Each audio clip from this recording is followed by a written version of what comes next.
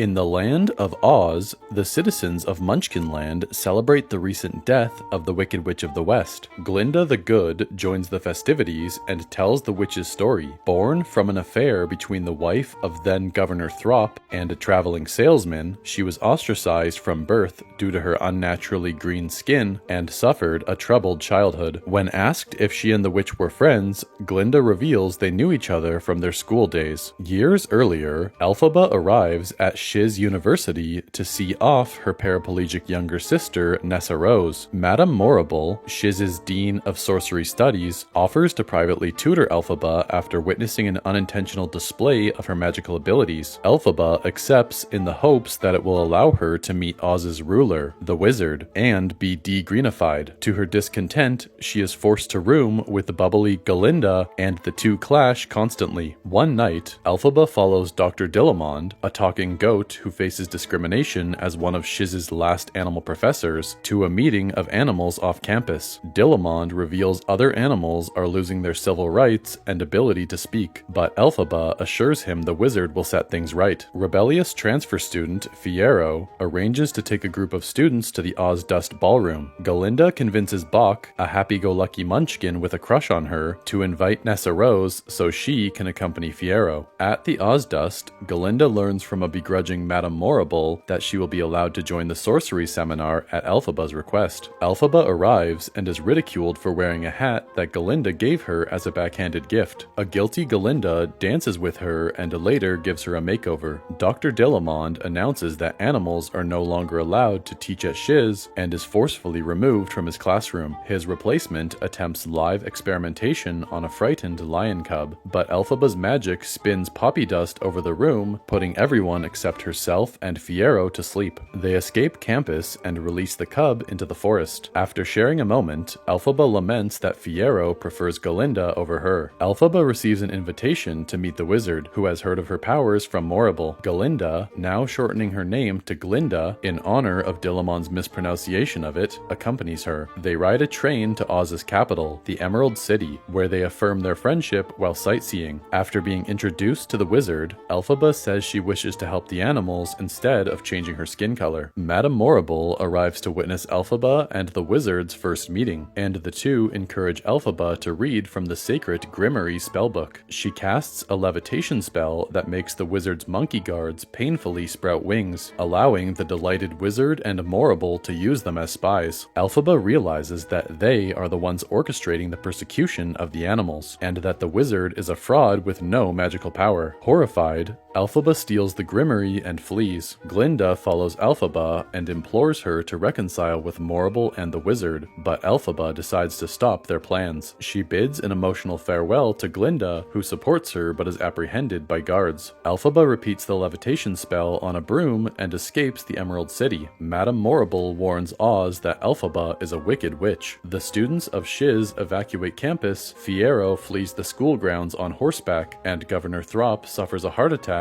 as he and Nessa Rose receive the news. Meanwhile, Elphaba flies west, leaving Glinda behind.